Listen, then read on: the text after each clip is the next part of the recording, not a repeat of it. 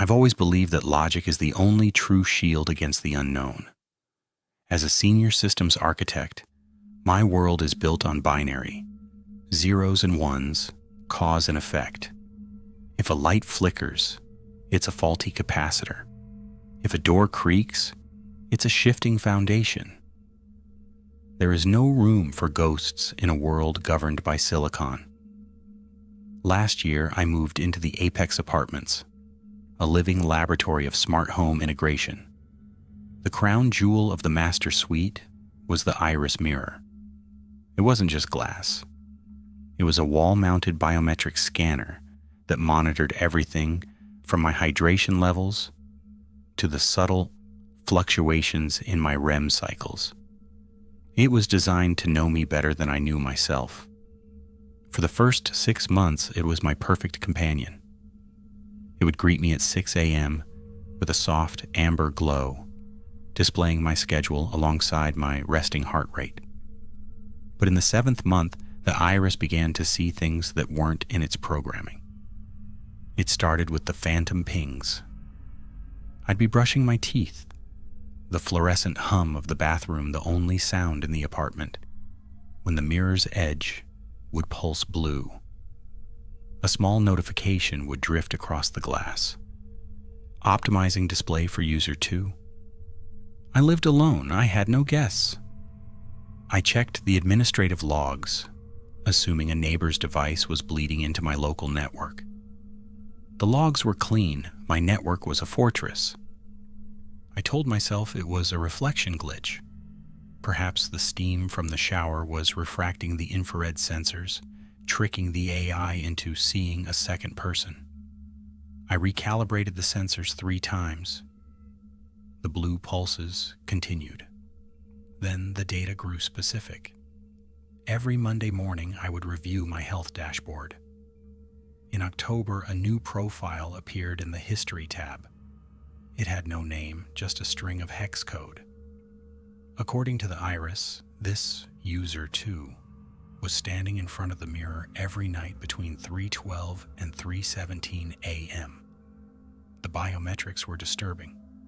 This entity had a body temperature of 64 degrees Fahrenheit.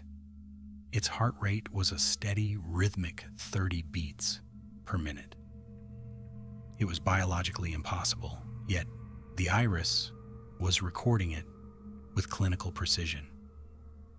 It was as if the mirror was looking at something that lacked the warmth of life, yet possessed a pulse. On the night of October 14th, the logic finally broke. I woke up at 3:10 a.m., not to a sound, but to a feeling of intense, localized pressure, as if the air in the bedroom had been pumped out. I looked toward the bathroom. The door was ajar, and a cold, clinical light was spilling onto the hardwood floor. I didn't turn on the lights. I stayed in the doorway, my breath hitching in my throat. The iris was active. It was in full diagnostic mode, its high-resolution cameras scanning the empty air of the bathroom. On the glass, I saw the digital representation of the room. The mirror used a LiDAR-style wireframe to map the environment. In the center of the bathroom, standing exactly 3 feet from the sink, was a cluster of green lines. It was the height of a man, but the proportions were wrong. The arms were too long, the joints bending at angles that defied human anatomy. The wireframe was swaying, a slow, hypnotic rock from side to side. I pulled out my phone and accessed the mirror's live diagnostic feed. On my phone screen, I saw a heat map of the room. I was a glowing orange-red silhouette in the doorway. But in front of the mirror, where the wireframe stood, there was a void. A silhouette of absolute, freezing black. The mirror pulsed. A text box appeared on the glass. User 2 is attempting to sync biometrics. Physical contact required. Please place your palm on the glass. The green wireframe turned toward me. It began to move. I lunged for the light switch. As the LED flooded the room, the mirror went dark. The bathroom was empty, but high up on the glass was a patch of frost, a perfect crystalline handprint with 6 fingers. The next morning, I received a final notification. Sync successful. User 2 has adopted your biometrics. You are no longer recognized as the primary resident. My front door won't unlock. My voice commands are ignored. I am sitting in my living room, watching the bathroom door. The iris is glowing again, and I can hear the sound of someone or something using my toothbrush. The mirror says I'm the guest now. I am a man of rituals. In my world, safety isn't a feeling, it's a series of verified actions. Every night at precisely 10:30 p.m., I perform the Loomis sweep. I check the deadbolt on the front door. I slide the heavy brass chain. I check the kitchen window locks. Finally, I arm the Guardian Pro security system. I wait for the beep, the sound of the world being shut out, and only then do I sleep. I've lived in this house for 12 years. It's a sturdy colonial build in a neighborhood where the most exciting event is usually a stray dog. But 3 weeks ago, the ritual failed. I woke up at 3:14 a.m. It wasn't a sound that woke me, it was the temperature. My bedroom was freezing. I rolled over to check the thermostat, but my eyes caught the hallway. The front door was wide open.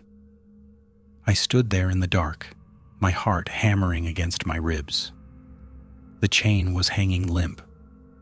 The deadbolt was still extended, thrown into the empty air of the open doorway.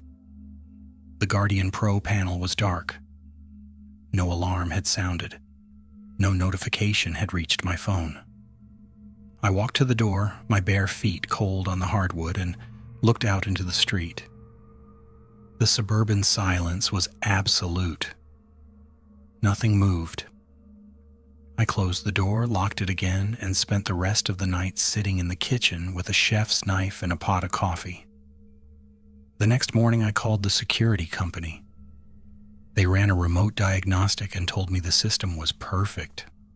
No power surges, no sensor trips, no bypasses. According to their logs, the door had never been opened. But I knew what I saw. I bought a standalone, battery-operated camera, one that didn't sync to the house, and hid it on the bookshelf facing the entryway. That night I did the sweep. I locked the door, I armed the alarm, I went to bed. At 3:14 a.m., I woke up again.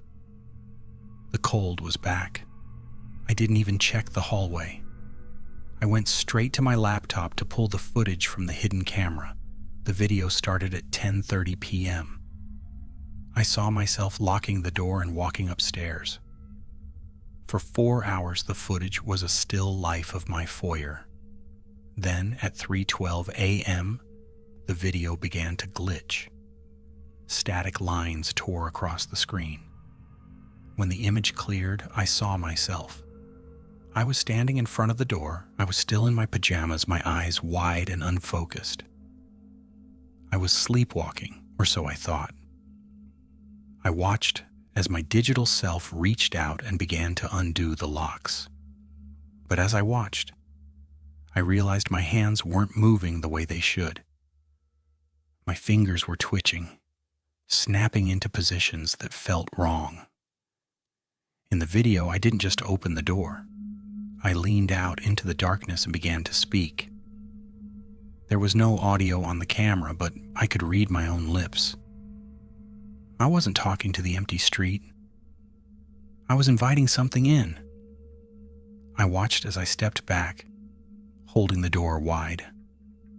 I waited for 10 seconds, nodding my head as if listening to a whisper. Then I closed the door, re-engaged the deadbolt, and walked back upstairs with a terrifying, vacant smile on my face. The chill in my room grew sharper. I looked at the laptop screen, rewinding the footage. I zoomed in on the doorway during those 10 seconds when the door was open. In the bottom corner of the frame, just above the welcome mat, I saw it.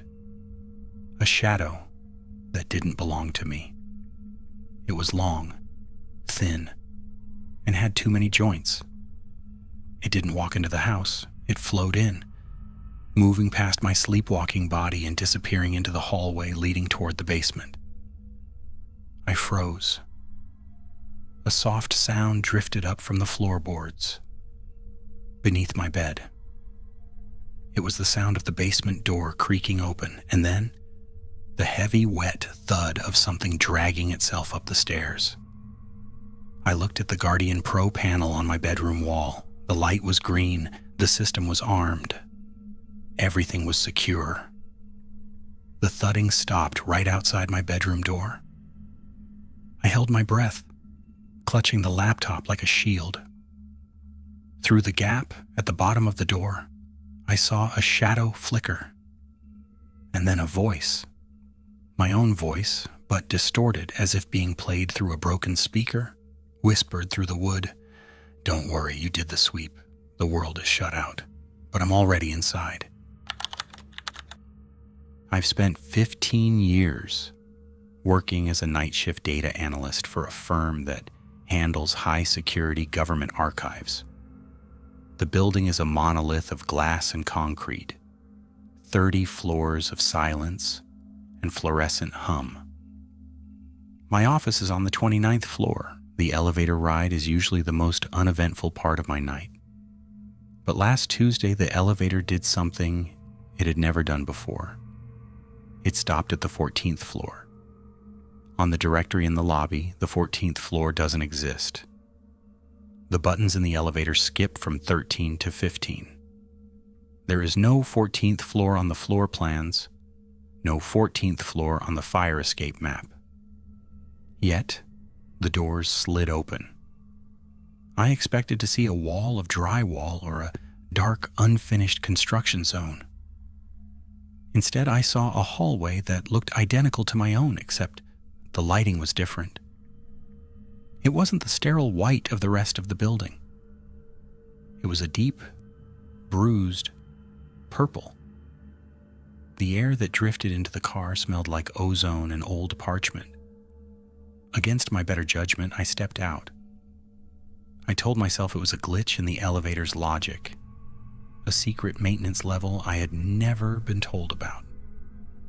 The doors hissed shut behind me. The hallway was lined with doors, but they had no nameplates, only numbers written in a script I didn't recognize.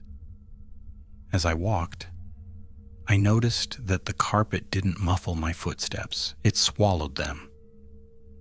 The silence was so heavy it felt physical, like a weight pressing against my eardrums. I reached the end of the hall and found a single heavy steel door with a small viewing window.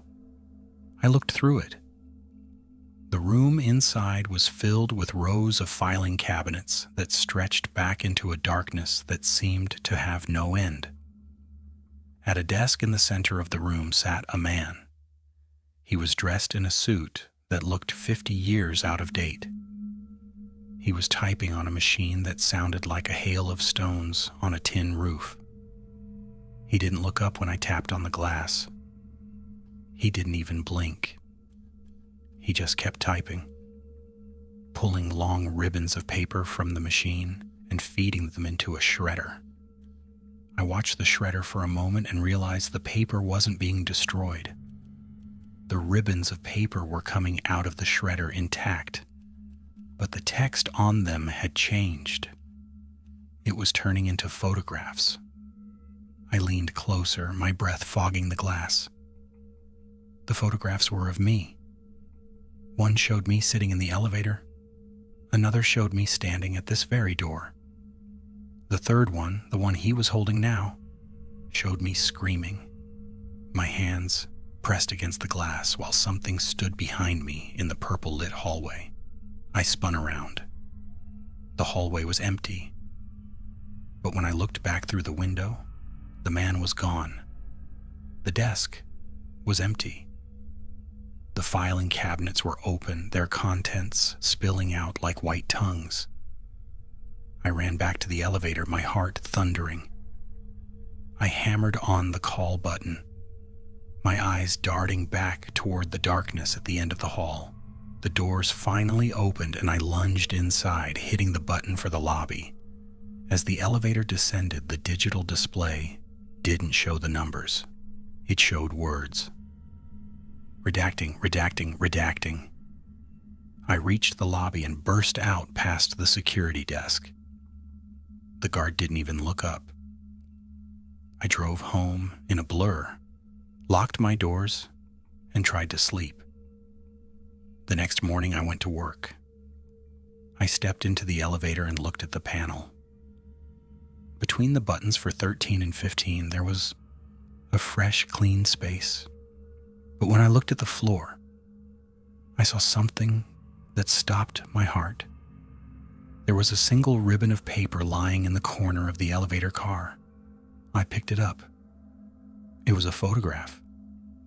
It showed me sitting in my living room, asleep on the sofa, and standing directly behind the sofa, its long, jointed fingers reaching for my throat, was the man from the 14th floor. I looked at the back of the photo. In that same strange, unrecognized script, there was a single note. Security is an illusion. Some things are never meant to be archived. They are meant to be lived. I haven't been home since. I'm writing this from a motel room 3 towns over. But 10 minutes ago, the elevator in the hallway, a building that only has 2 floors, just chimed. I can hear the doors opening, and the air in this room, it's starting to smell like ozone.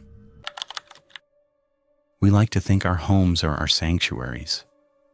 We pay for the privilege of a locked door and the absolute assumption of privacy. We undress, we sleep, and we talk to ourselves, all under the comfort of being unobserved. But privacy is a fragile illusion that relies entirely on the boundaries of the people living on the other side of the drywall. This happened to me 3 years ago in a historic brownstone in Chicago. It was a beautiful building, but it had a secret tucked away in its layout. And I haven't felt truly alone in a room since the night I found it. I lived in Unit 4B. My neighbor in 4C was a man named Mr. Henderson. He was exactly the kind of neighbor you hope for. Quiet, invisible, and remarkably predictable. He was a tall, thin man who always wore the same charcoal overcoat. He left for work at 8 a.m. and returned at 6 p.m. We exchanged short, polite nods in the hallway, but nothing more. No small talk, no complaints. He was a ghost in a suit. One Tuesday night, I decided to finally make the place feel like home. I had purchased a heavy, antique mirror and decided to hang it in my narrow hallway, right on the shared wall that divided my unit from Henderson's. I was using a digital stud finder to locate the beams, but the device was acting strange. It would beep frantically, then go dead. Frustrated, I decided to trust my gut. I took a small drill bit to make a pilot hole, hoping to feel the resistance of a wooden stud. As the drill pierced the outer layer of the drywall, something felt wrong. The bit didn't hit wood. It just slipped through as if the wall were made of paper.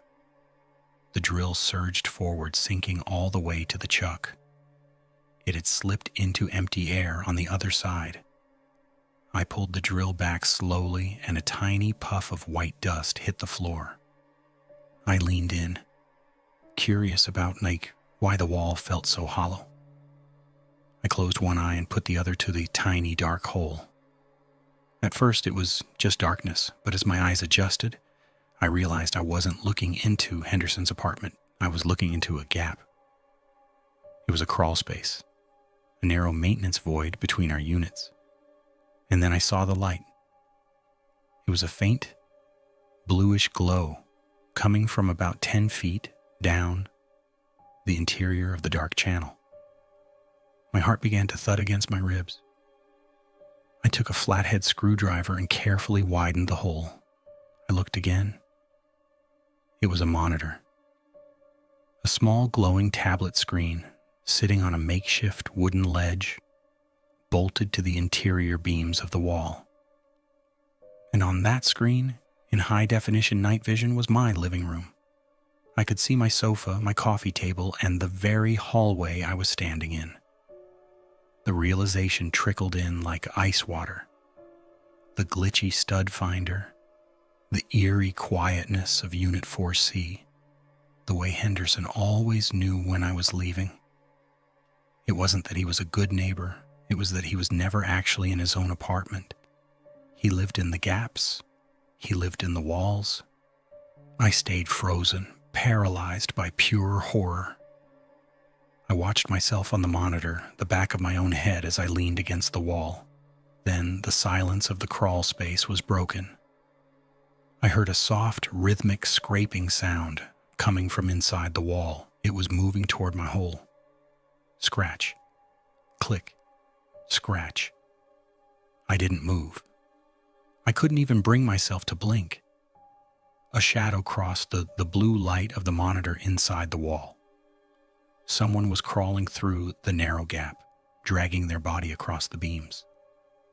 I held my breath, my eyes still pressed to the hole.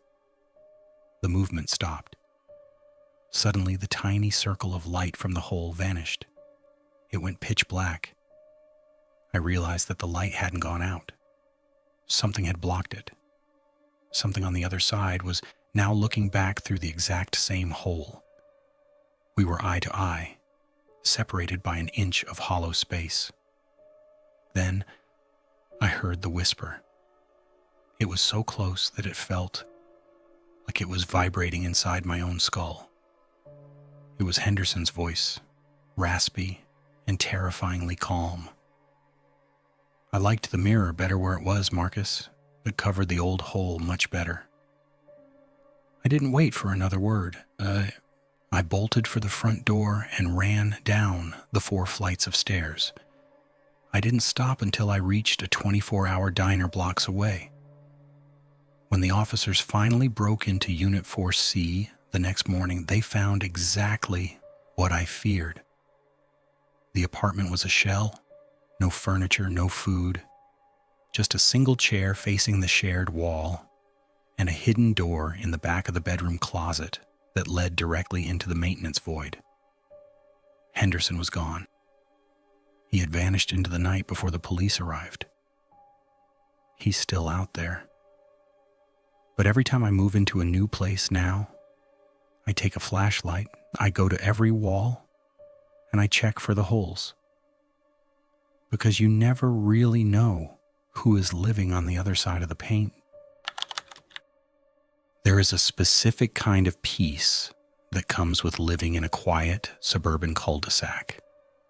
You grow accustomed to the rhythms of the neighborhood, the sound of lawnmowers on Saturday mornings, the distant bark of a dog, and the soft glow of porch lights flickering on at dusk. We moved into our home on Miller Court, specifically for that silence. My neighbor to the left was a man named Arthur. He was in his late 60s, a retired widower who kept his property in pristine condition. He was the kind of man who spent 8 hours a day manicuring his lawn and trimming his hedges with surgical precision. But about 3 months after we moved in, Arthur's daytime routine stopped, and his nighttime ritual began. It started on a humid Tuesday in July. I had woken up around 3 a.m. to get a glass of water, and as I walked past the kitchen window, I saw a faint, rhythmic flash of light in Arthur's backyard. I leaned against the sink, squinting into the darkness.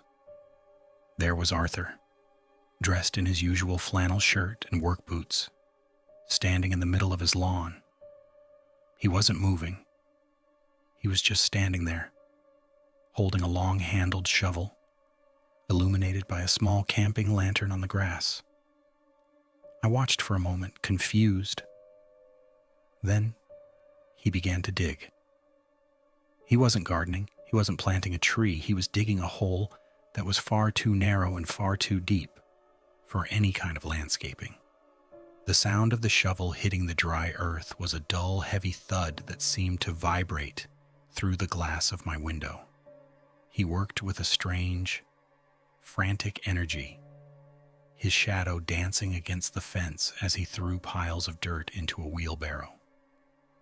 After about 20 minutes, he stopped, dropped a heavy black plastic bag into the hole, and began to fill it back in. He spent another hour tamping down the dirt until the ground was perfectly level again. Then he took a bag of grass seed, covered the spot, and went back inside. I told myself it was just an old man's eccentricity. Maybe he was burying a pet, or perhaps his mind was starting to wander in his old age. But the next night it happened again. Same time, same lantern, different spot in the yard, and then again the night after that. By the end of the week, Arthur's backyard was a patchwork of freshly seeded circles. I became obsessed with the window. I would sit in the dark kitchen with my own lights off, watching him work. There was something ritualistic about it. He never looked up. He never checked to see if anyone was watching. He just dug, dropped a bag, and buried it. The curiosity eventually turned into a cold, gnawing dread. I started noticing things I'd missed before. I hadn't seen Arthur leave his house for groceries in weeks. No mail was being picked up from his box. And most unsettlingly, the charcoal grill on his patio, which used to be spotless, was now covered in a thick, greasy soot that didn't look like wood smoke. One night, the wind shifted toward our house while he was working. I cracked the window just an inch, and a smell hit me that I will never forget. It was sweet, cloying, and metallic, like rotting fruit mixed with old copper. I decided I couldn't wait any longer. The next afternoon, while Arthur's house sat silent and dark, I climbed over the shared wooden fence. My heart was hammering so hard, I thought it might burst through my chest. I walked toward the most recent patch of fresh dirt. I didn't have a shovel, but the earth was still soft and loose. I began to pull away the dirt with my bare hands. I only had to go down about 2 feet before my fingers hit the plastic. It was a heavy-duty contractor bag, tied tight with a zip tie. I reached for my pocket knife to slice it open, but I stopped when I felt the shape of what was inside. It wasn't a pet. It wasn't trash. It was something solid, heavy, and unmistakably shaped like a human hand. I stumbled back, my breath coming in ragged gasps. I looked toward Arthur's back door, expecting him to be standing there, but the house remained still. I scrambled back over the fence, ran inside, and called the police. When the sirens finally echoed through the cul-de-sac, I stood on my porch, shaking. The officers broke down Arthur's door, but they didn't find him. What they found instead was even worse. The man I'd been waving to for months, the man I thought was Arthur, wasn't Arthur at all. The real Arthur Gable had been found in the basement, deceased for over 2 months. The man living in his house, the man digging in the yard at 3 a.m., was a squatter who'd been systematically cleaning out the house and burying the evidence in small, manageable pieces. They dug up 14 bags in that backyard. 14. They never caught the man.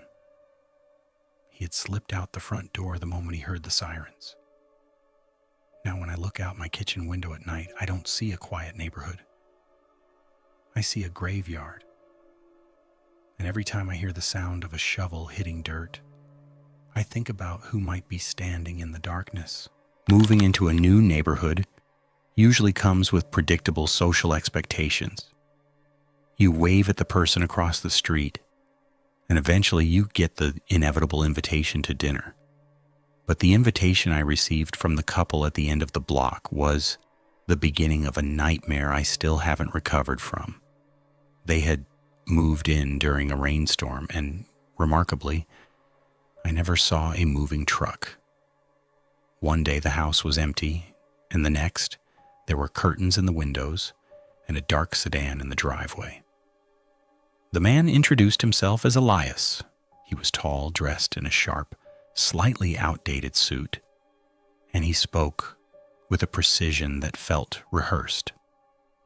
A week after they arrived, I found a handwritten note on my car. It said, "We would be honored to host you for dinner tonight at 7. Neighbors should not remain strangers." I decided to go, figured it was a small price to pay for being neighborly. When I walked up to their porch, the first thing I noticed was the silence. No TV, no music, not even the hum of an air conditioner. Elias opened the door before I could even ring the bell. He ushered me inside with a wide, fixed smile. As soon as I stepped over the threshold, a cold knot formed in my stomach. The house was a shell. The hardwood floors were bare.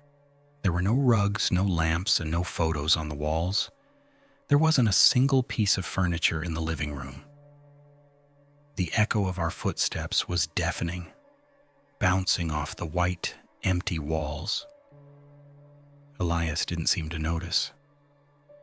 He led me toward the dining room, talking about the charms of the neighborhood in a rhythmic, mechanical voice. In the center of the dining room sat a single cheap folding card table and 3 plastic lawn chairs. A woman I assumed was his wife was already sitting there. She was dressed in a formal evening gown that looked 20 years old. Her hair pinned back so tightly it looked painful. She didn't stand up. She just stared at the center of the table with a vacant, pleasant expression. The meal was already served. It was a large roast on a silver platter. But as I sat down, I realized something was wrong. There was no steam, no smell of herbs or fat. It looked like a prop, perfectly shaped but entirely lifeless. Elias picked up a knife and fork, but he didn't cut the meat. He just held the utensils over the plate, frozen in a pose of someone about to eat. We sat in that hollow room for 30 minutes. I tried to make conversation, asking where they moved from. Every time I asked a question, Elias would tilt his head, wait for 5 seconds, and then give a nonsense answer. When I asked about his job, he simply said the collection of data is vital for the maintenance of the structure. I felt a bead of sweat roll down my neck. I looked at the roast again, and this time, I saw a small crack in the side. It wasn't meat. It was painted plaster. My heart began to race. These people weren't eccentric. They were performing.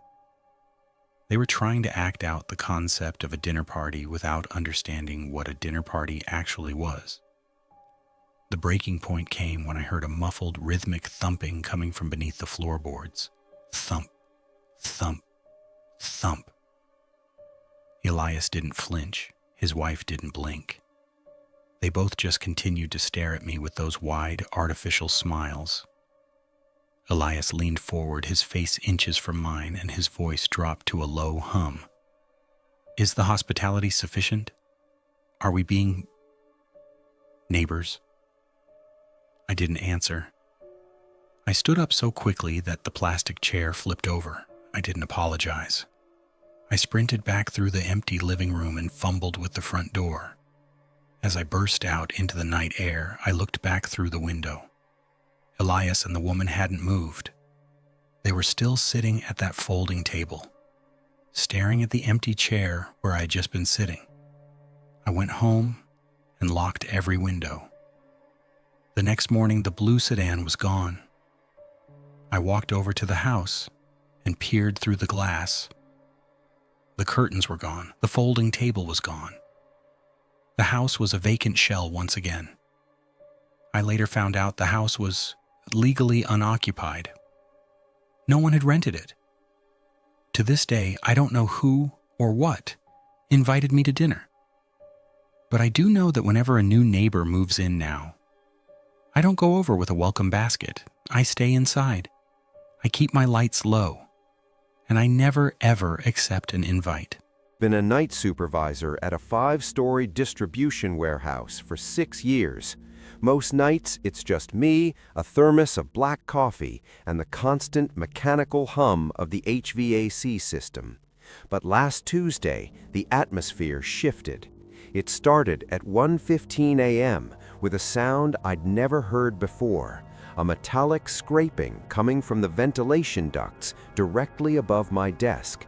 I ignored it, figuring it was just a rat or the building settling. But then at 2 a.m., the motion sensors in loading bay 4 began tripping every 10 minutes. I checked the monitors, nothing, just empty concrete, yellow floor markings, and rows of plastic-wrapped pallets.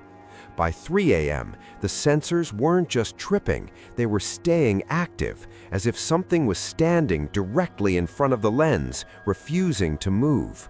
I grabbed my heavy-duty flashlight and headed down there. The walk from the office to Bay 4 usually takes 3 minutes, but tonight the warehouse felt miles long. Every row of racking I passed felt like a rib cage closing in on me. The air in Bay 4 was bone-chilling, a dry, unnatural frost that made my breath come out in thick clouds, even though the heaters were humming at full blast. I did my sweep. My flashlight beam cut through the dark like a blade, hitting rows of pallets stacked 10 feet high. Everything was still. To log my rounds, I had to take a time-stamped photo of the bay doors. I held my phone up, tapped the screen, and the flash went off. For a millisecond, the world turned white. In that flash, I didn't see an empty room. I saw a shape. Something tall, impossibly thin, and hunched over a crate of electronics just 10 feet away from me. It was coiled like a spring, its limbs too long for its body, joints bending at angles that would snap human bone. I froze. My heart was slamming against my ribs like a trapped bird. I swung my flashlight toward the crate, expecting to see a man, a thief, anything human. But there was nothing, just shadows and plastic. I stood there for 5 minutes, listening. The silence was absolute. I laughed it off, told myself it was eye floaters from the flash, and headed back to my office. But the walk back was different. I could hear something moving in the rafters 40 feet above me. Not a heavy footstep, but a light rhythmic clicking, like knitting needles hitting concrete. I locked my office door and sat down at my desk, my hands shaking as I pulled up the photo to upload it to the company server. I zoomed in on the corner of the frame, near the electronics crate. My blood turned to ice. Tucked behind the industrial wrap of a pallet, a face was peering out. It was long, translucent, and smooth. No eyes, just skin stretched tight over a skull. But the mouth was wide, unhinged, and packed with hundreds of tiny, needle-sharp teeth. And it wasn't just hiding. In the photo, it was in mid-stride, reaching out toward the back of my head. It had been inches away from me. I didn't wait. I grabbed my keys and ran for the exit. But as I reached the heavy iron fire door, it slammed shut. I pulled the handle. It wouldn't budge. It felt like someone was holding it from the other side with the strength of a hydraulic press. My phone buzzed in my pocket, a notification from the security app. Movement detected in supervisor's office. I looked at the live feed on my phone. The camera was pointed at my empty chair. Then, slowly, the teeth creature crawled out from under my desk. It didn't look like an animal. It moved with a calculated, mocking grace. It picked up my coffee mug, sniffed it, and then looked directly into the camera lens. It began to mimic my own facial expressions from the photo I'd just taken. It twisted its features into a terrifying, tooth-filled version of my own face. It wasn't just a monster, it was a predator that learned by watching. Suddenly, the warehouse speakers, the ones used for emergency announcements, crackled to life. The sound was deafening in the empty facility. A voice came through. It was distorted, high-pitched, and wrong, but it was using my name. It sounded like my own voice played through a broken record. It said, "You forgot to sign out, Elias. We aren't finished with the audit." I sprinted toward the loading docks, my boots echoing like gunshots on the concrete. I didn't use my flashlight. I didn't want it to see where I was, but it didn't need light. Behind me, I heard the sound of 1,000 tiny teeth chattering together, a frantic, hungry vibration. It was moving through the rafters, skipping over the pallets like a spider, its long limbs clicking against the metal beams. I could see its shadow stretching across the floor every time I passed an emergency light.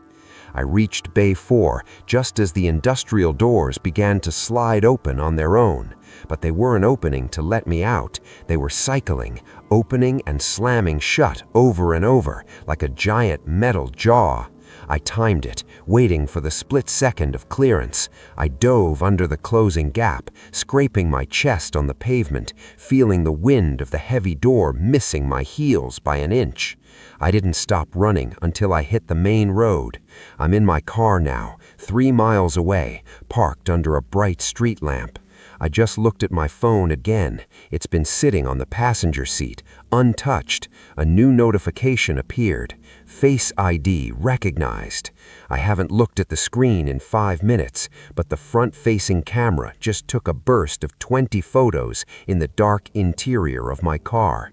And in every single one of them, those teeth are visible in the reflection of the rear-view mirror, inches away from my ear. It didn't stay at the warehouse. It's in the back seat.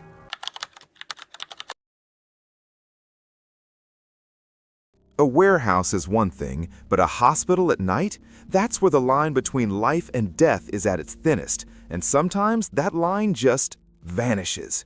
I've been a night shift nurse at St. Jude's Clinic for nearly a decade. It's a private facility, mostly quiet, tucked away in the wooded outskirts of the city. Usually, the 3 a.m. shift is a cycle of paperwork, checking IV drips, and the soft, rhythmic chirping of heart monitors. But last Tuesday, the silence didn't feel peaceful. It felt heavy, like the building itself was holding its breath. It started at 2:10 a.m. at the central nursing station.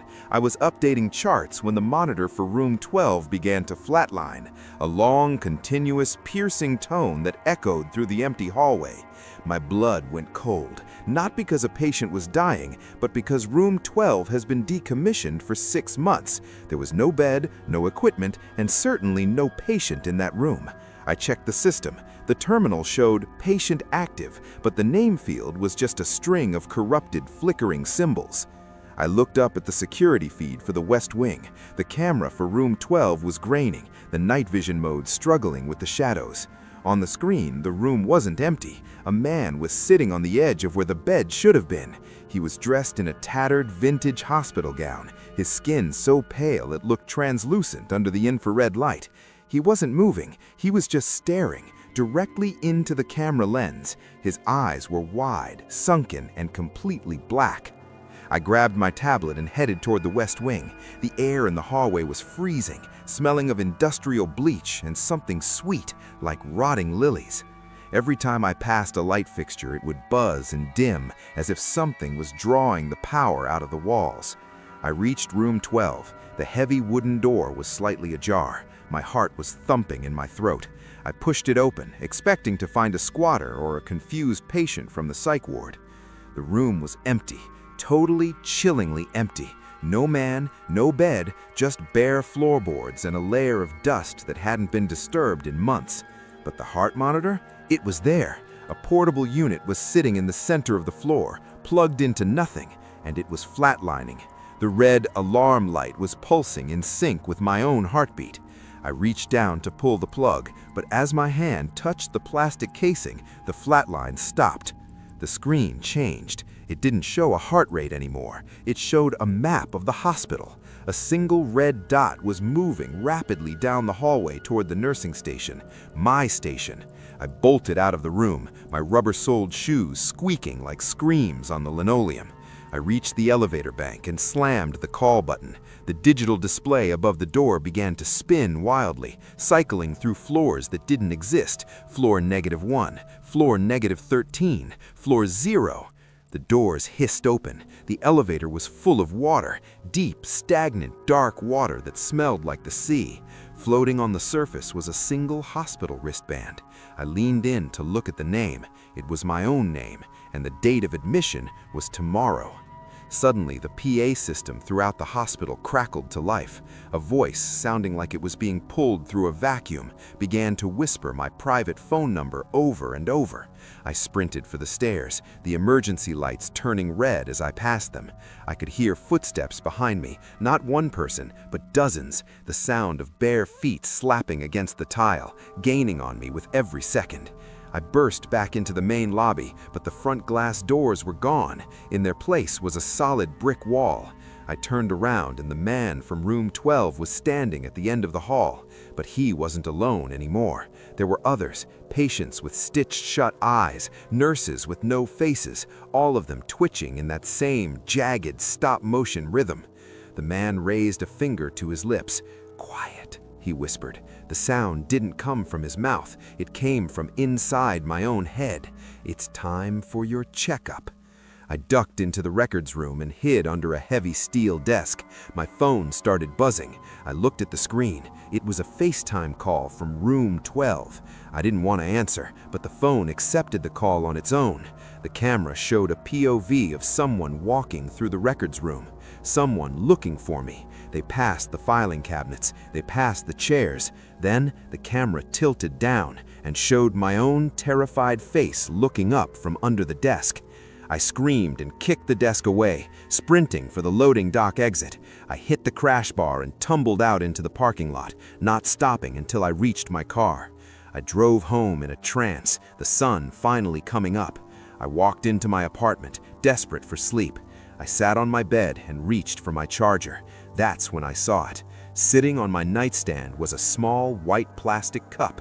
Inside was a single bright red pill and a handwritten note in my own handwriting that said, "Take your medicine. We're coming to finish the surgery tonight." From the sterile halls of a hospital to the frozen, humming aisles of a data center, sometimes the machines see things we're unmeant to. I'm a senior data technician for a global financial firm in Chicago. My job is a ghost watch. I spend 12 hours a night walking between rows of glowing server racks, checking cooling levels, and ensuring that the heartbeat of the world's economy keeps thrumming. The server room is a temple of silence, kept at a constant bone-chilling 18 degrees Celsius. It's so cold you can see your breath, and the fans create a white noise that usually drowns out your own thoughts. Last Thursday, at exactly 3:33 a.m., the hum stopped. Total, absolute, suffocating silence. I looked at my handheld terminal. The diagnostic screen was hemorrhaging errors. Every server in Rack 4 was accessing archive. My stomach dropped. Rack 4 was a decommissioned unit. It hadn't been plugged into the power grid or the fiber network for 3 years. It was a metal skeleton full of dead drives and dust. I walked to the back of the room, my boots echoing on the raised floor tiles like drum beats in a tomb. As I got closer to the dead rack, I heard something that made the hair on my arms stand up. It wasn't a mechanical fan or a hard drive spin. It was the sound of a keyboard. Rapid, aggressive typing. Click, click, click, click, click. It was coming from inside the locked cage of Rack 4. I rounded the corner expecting to find a rogue coworker or a security breach. There was no one, but the monitor attached to the side of the dead rack was alive. It was glowing a sickly electric blue. A single line of text was scrolling across the screen at light speed. "Thank you for letting me in." Over and over. "Thank you for letting me in." I reached for the manual power kill switch, but I caught my reflection in the polished glass of the server rack door. I froze. The man in the glass wasn't just a reflection. He was wearing my exact uniform.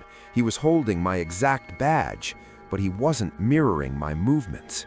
While I was standing perfectly still, the man in the glass was leaning forward, his face pressed against the interior of the server rack, staring at me with a grin that was too wide for a human face. He raised his hand and tapped on the glass from the inside. 3 slow, heavy knocks. Thud, thud, thud. Suddenly, my phone buzzed. A notification from the building's security system. Employee ID number 8842 has exited the building. I looked at my own badge. That was my ID number. According to the system, I was already outside. I looked back at the glass, and the man was gone. But the blue screen on the server rack had changed. It was now a live feed of my own home security camera. It showed my living room. My wife was asleep on the couch with the TV on, and standing in the doorway, watching her, was the man from the reflection. He looked exactly like me. He turned toward the camera, winked, and then the feed cut to static. I sprinted for the exit, slamming my badge against the scanner. Access denied. The voice of the automated security system came through the ceiling speakers. It wasn't the usual robotic woman. It was my own voice, recorded, edited, mocking. "We don't recognize this user. Intruder detected in Sector 7. The server room lights turned a violent flashing red. The cooling fans suddenly kicked into overdrive, spinning so fast they began to scream. The temperature started dropping, 10 degrees, 0 degrees, -20. The air was turning into ice in my lungs. I looked at the floor tiles. They were beginning to unlock themselves, flipping over one by one, leading directly back toward Rack 4. I grabbed a heavy fire extinguisher and smashed the glass of the emergency exit. I tumbled into the stairwell and didn't stop running until I burst out of the lobby and into the street. I didn't care about my car. I didn't care about my job. I ran 5 blocks to a gas station and called my wife. She picked up on the 3rd ring. Her voice sounded groggy, confused. "Hey, honey, why are you calling? You literally just walked into the bedroom. I can hear you brushing your teeth right now." The blood drained from my face. I looked down at my badge, the one the scanner had rejected. The photo of my face was gone. In its place was a smooth, blank white space. And the name was gone too. It had been replaced with a string of code. Archive complete. I'm standing under a streetlight now, looking at my own house from across the street. All the lights are off, except for the bedroom window. I can see a silhouette standing there, looking down at me. It's waving, and in its hand, it's holding my house keys. There are messages you're supposed to ignore. Random notifications, unknown profiles, things that show up at 2 in the morning that don't really make sense. Most of the time, they're nothing, just people being weird. But sometimes, the message knows something it shouldn't, and once you read it, you realize you were never alone in the first place. I woke up at 2:43 in the morning because my phone buzzed, just once, short, quiet. But in the middle of the night, it felt loud enough to pull me out of sleep instantly. I didn't move right away. I was just lying there, staring into the dark, trying to understand why I was awake. Then it buzzed again. That second vibration, that's what made me reach for it. I grabbed my phone from the nightstand and looked at the screen. One new message from Tinder. I frowned. That didn't make sense. I hadn't been using the app that night. I unlocked my phone and opened it. There was a new match. Name, Lena. No bio, no distance, no shared interests. Just one photo. A normal picture. A girl smiling at the camera. Nothing strange, nothing that stood out. If anything, it looked too normal. Then I opened the message. "I can see you." I stared at it for a few seconds, trying to process it. Then I exhaled slowly. Probably a joke. People send weird messages all the time, especially late at night. I typed back, "See me where?" The typing bubble appeared instantly, no delay. like they were already waiting for me to respond. In your room. That's when something shifted, just slightly. I sat up in my bed, slowly. My room was completely dark except for the faint blue light coming from my phone. I looked around. My desk, my chair, my door, closed. Everything exactly the way it should be. I typed again. Very funny. There was a short pause, longer than before. Then another message came through. You should close your window. I froze. My window was behind me, and I hadn't even looked at it yet. For a few seconds, I didn't move. I just sat there. Then slowly, I turned my head. The curtain was slightly open, just enough to see part of the glass. Beyond it, nothing, just darkness. I kept staring at it, waiting for something to move, something to prove this was just a joke. Nothing did. My grip on the phone tightened. This isn't funny. Who is this? The typing bubble came back instantly. You left it open earlier. A cold feeling settled in my chest, because that part was true. I had opened the window earlier. The room was hot. I needed air. But I was sure I closed it before going to bed. I knew I did. I got out of bed slowly, careful not to make too much noise. Every step felt louder than it should have, like the room was amplifying everything. I moved toward the window. The floor creaked under my foot. I stopped immediately, listened. Nothing. No movement. No sound. Just silence. I reached the curtain and pulled it open quickly. Nothing. No one outside. Just the empty street. A flickering streetlight. Parked cars. Stillness. I checked the window. Locked. Completely locked. I stepped back, trying to think, trying to stay rational. This had to be someone messing with me. Someone who knew me. Maybe a friend. I picked up my phone again. Who told you that? No answer. I waited.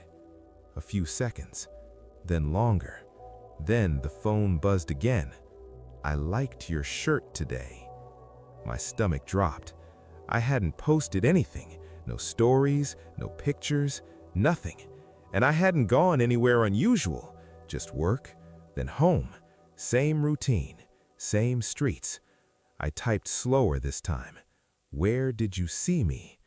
The typing bubble appeared, disappeared, came back again. Then the message came through. Outside your building. I stood there for a second, then walked to my bedroom door and opened it. The hallway was dark, quiet. I stepped out and checked the front door, locked, chain still in place, exactly how I left it. I stood there listening, hoping to hear something, anything. Nothing. No footsteps, no movement, no sound at all. I went back into my room, closed the door, and that's when my phone buzzed again. Don't turn the lights on. I stopped breathing. My hand was right next to the switch. I hadn't touched it yet. Slowly, I lowered my hand and looked around my room again. Everything felt different now. Not empty, not quiet. Watched, like something was there or had been there. I swallowed. Who are you? The phone buzzed again. Look at the window. I didn't want to. Every instinct told me not to look, but I did anyway. Slowly, I turned my head. The curtain was moving, just slightly, like something had brushed against it, or like something was standing too close to it. I stared, frozen, and then I saw it. A shape, on the other side of the glass, not clear, not fully visible, but there, standing close, too close. My phone buzzed again. I told you. Something in my chest dropped instantly. I let go of the phone. It hit the floor. The sound felt too loud, too sharp, but the shape didn't move, didn't react. It just stayed there, watching. I took a step back, then another. not taking my eyes off the window. My breathing was louder now, my chest tight. I reached behind me, found the door handle, opened it, and stepped into the hallway. Then I ran straight to the front door, unlocked it, pulled it open, and got out. I didn't stop running until I reached the end of the street. Only then did I turn around. My building looked normal, dark, quiet, nothing unusual, like nothing had happened. I stood there for a long time, trying to understand what I had just seen. My phone was still inside. I didn't go back that night. I stayed at a friend's place, didn't explain everything, just said I didn't feel safe. The next morning, I went back, slowly, carefully. The front door was still locked. Everything looked normal, too normal. I walked into my room. The window was closed. The curtain was still. No sign of anything. I picked up my phone from the floor. One last message, sent at 3:01 a.m. You left. I opened Tinder again. The match was gone. No profile, no chat, nothing, like it never existed. I deleted the app that same day. I moved out 2 weeks later. Different place, different routine, different everything. But sometimes, late at night, when my phone buzzes unexpectedly, I don't check it right away. I just stare at the screen for a few seconds, because part of me still wonders if that profile ever really disappeared, or if it's just waiting until the next time I'm alone. There are people you meet online, and then there are people who already know you. You just don't realize it yet. I matched with her on a Tuesday night. Her name was Maya. Her profile looked normal, maybe a little too normal. Good pictures, simple bio, nothing that stood out, but something about it felt easy, like we clicked instantly. We started talking right away. No awkward phase, no small talk, just smooth. She asked normal questions at first, where I worked, what I studied, what I usually did after work, basic stuff. I didn't think anything of it. I answered like I always do. Then she asked something slightly different. What street do you live on? I paused, not because it was strange, but because it felt early. I laughed it off. Why? She replied almost instantly. Just curious. I like knowing where people are from. I didn't answer that one. I changed the subject, and she didn't push, which made it feel even more normal. We kept talking for hours. It got late, way later than I expected, and somehow we never ran out of things to say. That's what made it feel real, like I wasn't forcing anything, like I had known her longer than just a few hours. At one point, she said, "You seem exactly how I imagined." I smiled at that. Imagined from what? There was a pause, longer than usual. Then she replied, "Just a feeling." I didn't think much of it, at least not yet. The next day, she texted me again, earlier this time. "Did you sleep well?" I blinked. It felt personal, like she was already used to checking in. "Yeah, you?" "Not really." "Why?" Another pause. Then, "I kept thinking about something you said." I tried to remember what I had said. Nothing stood out. What did I say? "You don't like sleeping with your door fully closed." I frowned. I stared at the screen. I had said that, but not directly, not clearly. I mentioned it casually in the middle of another conversation, a small detail, the kind of thing people usually forget. How do you remember that? I pay attention.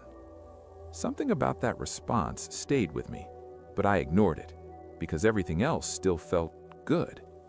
Over the next few days, we kept talking, and slowly, I started noticing things, small things, details she remembered too precisely, too easily, like she wasn't just listening, she was collecting. One night, I told her I was exhausted from work. She replied, "You sat at your desk all day." I stared at the message. That wasn't something I told her. Not directly. Yeah. How do you know that? You told me. I didn't. I tried to scroll back, look for it. Nothing. No message, no mention.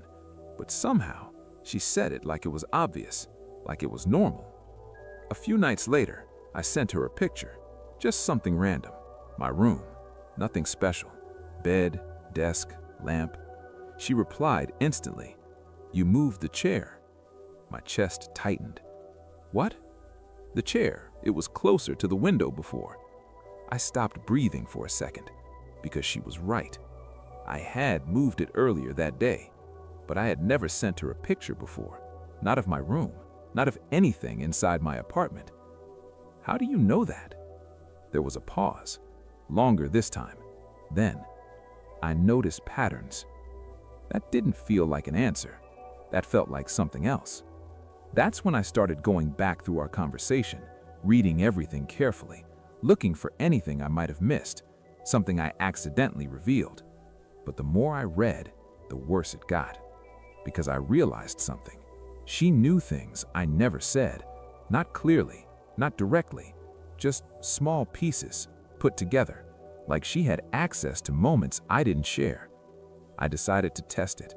The next day, I told her something false, casually, like it was nothing. I might visit my parents this weekend. There was a short pause. Then she replied, You're not going anywhere. I stared at the screen. Why would you say that? You don't like leaving your apartment for long. That wasn't the problem. The problem was, she was right, but I had just told her the opposite. I felt something shift, that same feeling from before, but stronger, like something wasn't adding up anymore.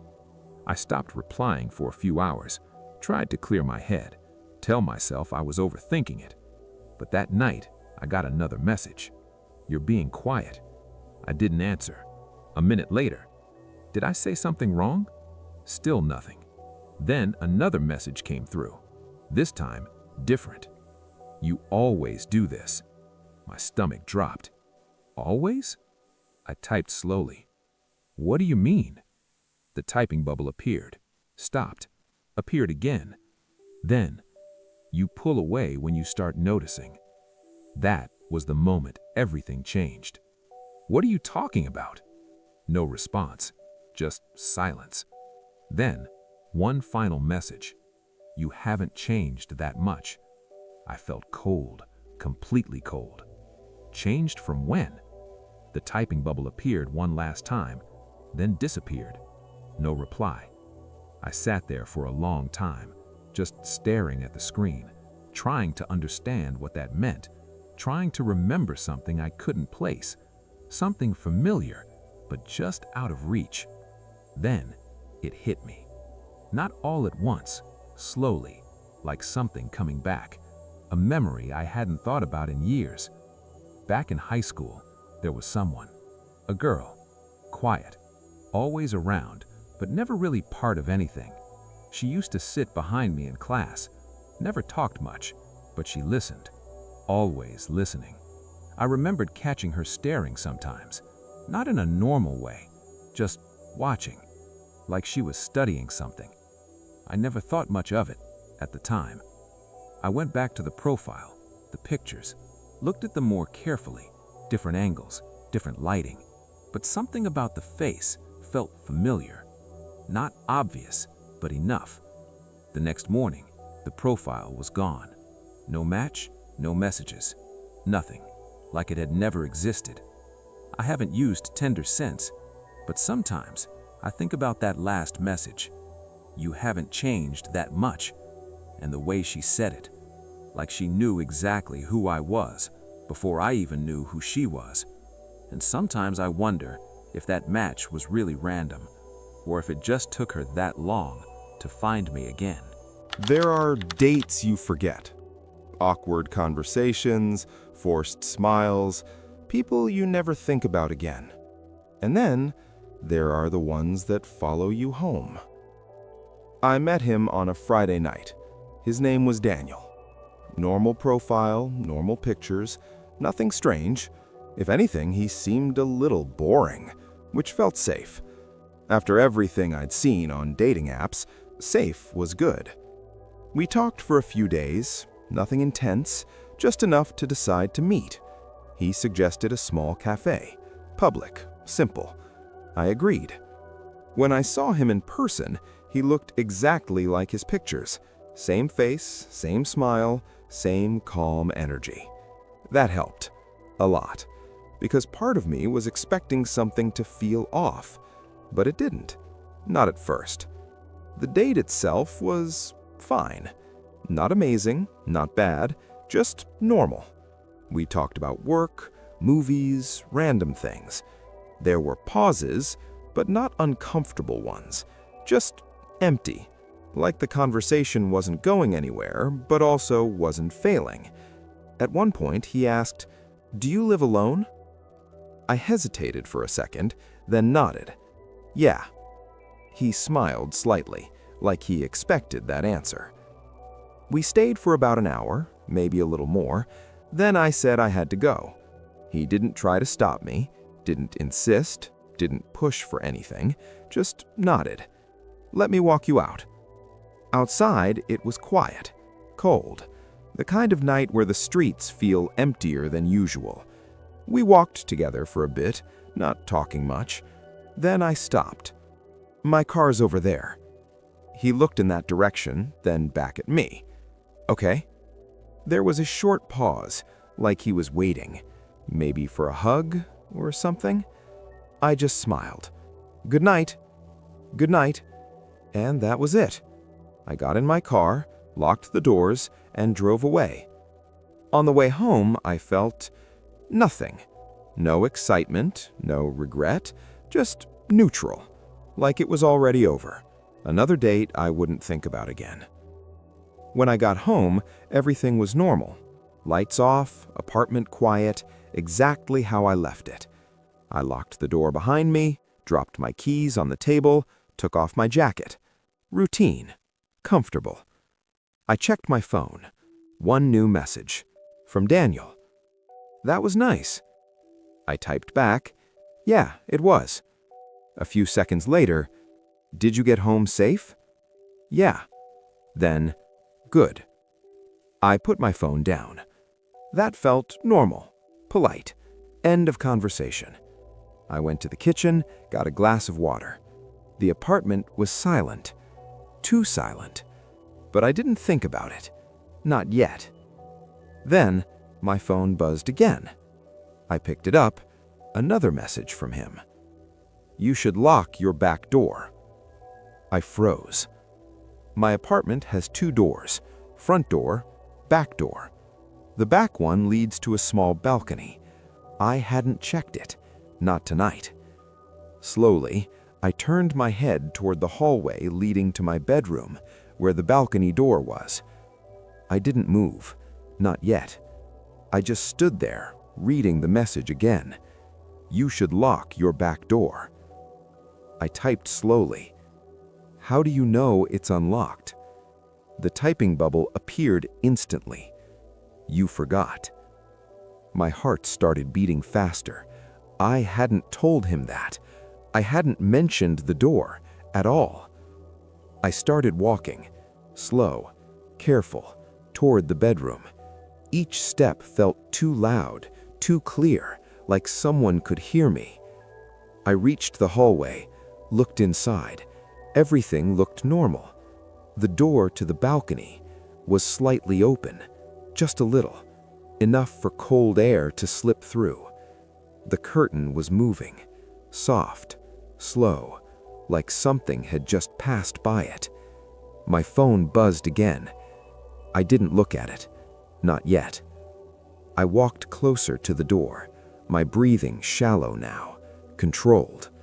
I reached out and pushed the door shut, locked it immediately, then stepped back, fast. Only then did I look at my phone.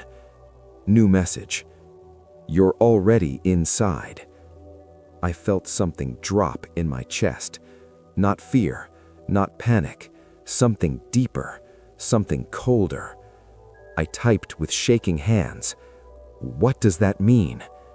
No answer, just the typing bubble, appearing, disappearing, appearing again. Then finally, I never left. My entire body went still. Every sound in the apartment disappeared, like the air itself had stopped moving. I looked around slowly. Kitchen, living room, hallway. Everything exactly the same, but not empty anymore.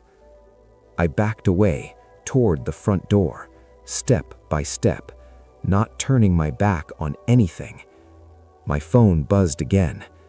I didn't look, didn't want to. I reached the door, unlocked it, opened it, and stepped outside. I didn't stop, not until I reached the street. Cold air hit my face, real air, real sound. Cars in the distance, something normal, something safe. I called the police, told them everything. They came quickly, checked the apartment, every room, closets, bathroom, balcony. Nothing. No one. No signs of forced entry. Nothing missing. Nothing moved. But they found one thing. The back door lock was broken from the inside. I never heard from him again. His profile disappeared the next day, like it never existed. I moved out a week later. Different place, different locks, different routine. But sometimes, late at night, when I double-check my doors, I still think about that last message. I never left. Because the scariest part isn't that he got in. It's that I still don't know when. There are places in this world that are supposed to feel safe, places where darkness isn't welcome, where whatever lurks in the shadows is kept at bay by something greater. Churches are supposed to be those places, houses of God, sanctuaries. But what happens when something follows you inside? What happens when the darkness doesn't stop at the door? These are three real stories, three people who walked into a church looking for peace and walked out with something they could never explain. You are listening to Night Whispers, where every whisper tells a story. Sarah had not been inside a church in 11 years, not since her mother died on a gray Wednesday morning and took Sarah's faith with her on the way out. She had tried going back once after the funeral, sat in the same pew, smelled the same smells, waited for something to return. Nothing did. She never went again. 11 years later, on a Tuesday evening in late October, she was walking home from work when the rain started, cold and sudden. She ducked under the nearest awning and looked up to find herself standing outside St. Augustine's Cathedral, a building she had walked past 100 times without ever going in. Something about it had always made her keep moving. That evening, she didn't keep moving. She pushed open the heavy door and stepped inside. The interior was almost completely dark, a few candles near the altar, the smell of old wood and cold stone, and something else underneath that she had no word for. The silence had weight, the kind that accumulates over centuries. She sat in one of the back pews, and for a few minutes it actually helped. The tightness in her chest loosened slightly. She closed her eyes. When she opened them, she noticed the confession booths along the left wall, all curtains closed except one. The furthest booth, its curtain open just slightly, moving slowly, rhythmically, like something breathing just behind the fabric. She told herself it was a draft. She almost believed it, until she heard the voice. Low at first, almost below hearing, a pattern of syllables repeated over and over with mechanical patience. She leaned forward, gripped the cold wood of the pew in front of her, focused everything she had, and the words became clear. Her name, just her name, whispered over and over from somewhere that seemed to have no single location, that seemed to come from the walls themselves. Sarah, Sarah, Sarah. She was moving before she decided to move, across the stone floor toward the exit, footsteps too loud, echoing upward into the dark above her. She told herself not to run. Her hand found the iron door handle, cold and heavy. She gripped it and pushed. The voice spoke directly into her left ear, so close she felt the warmth of breath against her skin. Sarah, don't leave yet. She ran. Her next clear memory was 3 blocks away, under a streetlight, soaked through, hands on her knees, chest heaving. She never went back to St. Augustine's. She constructed a rational explanation and held on to it firmly. But for 6 weeks after that evening, she woke at exactly 3 a.m. every night to the sound of her name being whispered from somewhere inside her apartment she could never locate, from somewhere that moved when she moved, that followed her from room to room until just before dawn. Then one night, it simply stopped. She still walks past St. Augustine's every day on her way home. She never goes in, but sometimes on cold October evenings, she slows down slightly as she passes the door, and she feels it, that quiet gravity, pulling. She never stops walking. Marcus was a man who didn't believe in things he couldn't explain. He was practical and grounded and quietly skeptical of anything supernatural. He had been this way his entire life, and it had served him well. He was 41 when he took the weekend groundskeeping job at St. Peter's Church, maintaining the grounds, clearing the pathways through the small cemetery at the rear of the property. Solitary work that suited him perfectly. For 3 months, nothing unusual happened. Then came the Saturday in November he has never been able to account for. He arrived at 7 in the morning, cold, gray sky that never brightened. He started in the oldest section of the cemetery as usual, working his way through headstones worn smooth by a century and a half of weather, names becoming suggestions of names. He was halfway through the oldest section when he noticed the figure. A man standing at the far corner of the cemetery, back to Marcus, facing one of the oldest headstones, completely still. Marcus assumed someone visiting a grave. He went back to his work. 20 minutes later, the figure had not moved, not even slightly. No shifting of weight, no adjustment of posture. The complete motionlessness of something not subject to the ordinary discomforts of standing still in cold weather. Marcus walked toward him slowly, and as he got closer, he noticed the coat, long and black and heavy, the cut of it belonging to a different century entirely, the wide-brimmed hat, not a costume, genuinely old. The fabric catching the gray morning light in a way that made it look less solid than it should. "Excuse me, are you all right?" Nothing, no response, no acknowledgement, as if Marcus had not spoken, as if Marcus was not there. He kept walking, the gravel loud under his boots, everything else silent. No birds, no traffic, no wind, just the sound of his own footsteps getting closer to something every instinct he had was telling him to walk away from. "Excuse me, sir." The head began to turn, slowly, with a deliberateness that had nothing natural in it. The turn of something that had been waiting for him to get close enough, that had known he was there from the very beginning.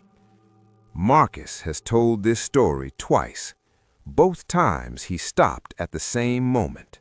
Both times he said only this: the man in the old black coat had no eyes, just smooth, pale skin where his eyes should have been, featureless, like a face left unfinished, like something made to look at things without being looked back at. and he was smiling. Marcus left his tools where they were and drove home without calling anyone. He sat in his parked car in his own driveway for 2 hours. He never returned to St. Peter's Church. He never worked in a cemetery again. But sometimes, on cold, gray November mornings, he thinks about that corner of the cemetery, about the headstone the figure was facing, about whose name might be on it. He has never gone back to find out. Diane was 12 years old when she understood that music could be something more than sound, something with presence, with intention. She had been singing in the junior choir at her local church since she was 8. It was the one place she felt completely herself. She loved the acoustics of the choir room, the way the high ceiling held the voices a fraction too long before releasing them, like the room was reluctant to let the sound go. On a Sunday evening in early December, the choir director asked Diane to stay late to organize sheet music for the Christmas program. Her parents would collect her in an hour. The other children left. The director stepped out to speak with the pastor. The door clicked shut. Diane was alone. She worked steadily through the stacks of loose pages, the only sounds, the whisper of paper, and the quiet settling of the old building around her. Ordinary sounds. She was perhaps 15 minutes in when she heard it. A voice, singing. Soft and unhurried, a melody she had never heard before, something older than anything in the Christmas program, something that felt like it had been going on long before she started listening to it. She looked around the room, every chair empty, every corner visible, no one. But the singing continued, clear and immediate, like someone standing right beside her. She stood completely still, frightened but unable to move, unable to stop listening, and slowly, as she focused on the voice, she understood something that made the fear become something colder and more complete. The voice was singing her part. Not just the same melody, her exact part, the specific notes assigned to her alone, the particular phrasing her choir director had spent months teaching her, the precise breath placements she had only recently gotten right, every individual detail of the way Diane specifically sang every Sunday morning, as if something had been sitting in that room for months, listening, learning, waiting for the evening she would finally be alone. The singing stopped the instant the door opened. The choir director took one look at Diane's face and crossed the room immediately. Diane pointed at the far corner, the darkest one, the one the light never fully reached. The director went pale. She sat down slowly and told Diane something she had never told any of the children before. 14 years ago, the woman who directed the choir before her had died in this room, alone, unexpectedly. She had given 30 years of her life to the music and the children and that room, had told people in her final months that she could never imagine truly leaving, that she intended to keep listening as long as there was anything to listen to. Diane never came back to that church. She is an adult now. She rarely speaks about that December evening, but sometimes, late at night when the house is completely quiet, she hears it again, drifting through her bedroom, that old, patient melody, beautiful and wrong in equal measure. She lies still and waits for it to stop. It always does, eventually. She has never decided whether that is comforting or not. These 3 people walked into churches looking for something ordinary. What they found was a reminder that some places do not release what they accumulate, that walls absorb more than cold and damp, that some spaces become so saturated with the lives lived intensely within them that the boundary between what remains and what should have gone becomes uncertain, permanently and completely uncertain. Sarah still doesn't know what was in the confession booth. Marcus still doesn't know whose grave the figure was standing over. Diane still doesn't know whether the voice loved the music or loved her specifically, whether it is still there, whether it is still listening. What they know is only this: they walked in as one version of themselves, they walked out as another, and the change has never stopped. Some doors once opened will not fully close. Some whispers once heard do not stop when the room goes quiet. If you have ever experienced something in a place that was supposed to keep you safe, share your story in the comments below, because the darkness gathers witnesses everywhere, even in the places built specifically to keep it out. And at Night Whispers, the darkness always has more witnesses than you think.